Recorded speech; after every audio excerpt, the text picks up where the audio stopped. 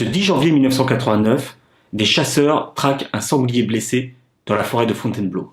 Surprise, à la place de l'animal blessé, ils découvrent les corps sans vie d'un homme et d'une femme. Ce sont Anne-Sophie Vandamme et Gilles Naudet, tous deux âgés de 25 ans, disparus le lundi 31 octobre 1988. Le 10 janvier 1989, un groupe de chasseurs découvre 2 corps plus le corps d'un chien dans le secteur de la Mare-aux-Joncs dans la forêt de Fontainebleau. Et il apparaît que ces corps, ces cadavres qu'on vient de découvrir sont ceux d'un couple qu'on recherche depuis 71 jours, date à laquelle ils ont disparu alors qu'ils faisaient une randonnée dans la forêt de Fontainebleau. Malgré les efforts des gendarmes, l'affaire n'a toujours pas été résolue à ce jour. Elle hante le journaliste Christian Porte. Christian Porte, ancien rédacteur en chef adjoint du Républicain de l'Essonne et du Val-de-Marne, s'intéresse de près à cette affaire. Il participe même aux premières battues pour retrouver le couple disparu. On s'était intéressé à la disparition de ce couple dès les premiers jours, dès la Toussaint 88. Et pendant 2 mois, on ne les a jamais retrouvés. Donc le mystère montait, les médias s'en emparaient, tout le monde en parlait.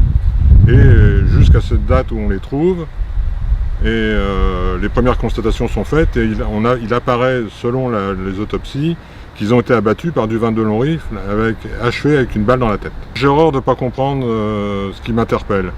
Or, on les a trouvés à l'endroit où je suis passé avec les gendarmes 2 mois plus tôt. Ils n'y étaient pas. Le vrai problème de cette affaire, c'est qu'on ne connaît pas la scène de crime. On n'a aucune certitude si l'endroit où on les a trouvés, c'est l'endroit où ils ont été tués. Donc on est dans la forêt de Fontainebleau, une des plus fréquentées dans l'année. En plus, c'est jour d'ouverture de la chasse. Donc ça pose aussi le problème de la chasse. Il y a 4000 procès-verbaux, il y a 1500 personnes qui ont été entendues. Et il n'y a jamais eu d'indice. Il faut ne pas oublier que dans cette affaire, il n'y a aucun indice matériel. On ne sait pas, il n'y a pas de preuves, il n'y a pas d'éléments. C'est l'omerta dans toute cette affaire.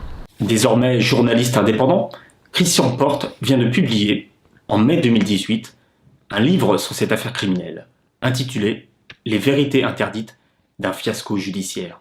En 30 ans, il a suivi les recherches, mais également le procès aux assises des mineurs de Cédric, un adolescent âgé de 17 ans à l'époque des faits. Ce dernier sera finalement acquitté. Il en tire une conviction. Des chasseurs pourraient être impliqués. Pour moi, c'est la piste la plus sérieuse, quasiment la seule piste. Alors on nous dit, non, vous en voulez aux chasseurs sous prétexte qu'ils ont été abattus avec du vin de long rifle. Arme interdite dans la chasse au gros. Donc c'est pas les chasseurs. Les mouvements de chasse revendiquent en disant, c'est pas nous. Or, il y a de multiples témoignages, les gendarmes ont récupéré de multiples témoignages qui démontrent que les chasseurs vont à la chasse avec du vin de long rifle pour braconner en parallèle aux parties de chasse officielles. Aujourd'hui, Christian Porte espère qu'un jour, un témoin livrera un indice décisif qui permettra de résoudre cette dramatique affaire. N'oublions jamais que les familles n'ont toujours pas fait leur travail de deuil. Depuis 30 ans, monsieur et madame Vandamme, monsieur et madame Naudet cherchent à comprendre pourquoi leurs enfants ont été abattus, qu'est-ce qui s'est passé. Et on ne sait pas. Donc peut-être que quelqu'un un jour viendra nous faire un témoignage. Depuis l'émission que j'ai faite avec Jacques Pradel à la sortie du livre au mois de juin, j'ai été contacté par 2 personnes qui apportent des éléments nouveaux dans cette affaire.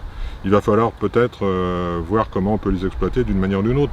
Peut-être pas judiciairement, mais au moins par conscience pour essayer de savoir qu'est-ce qui s'est passé ce jour-là.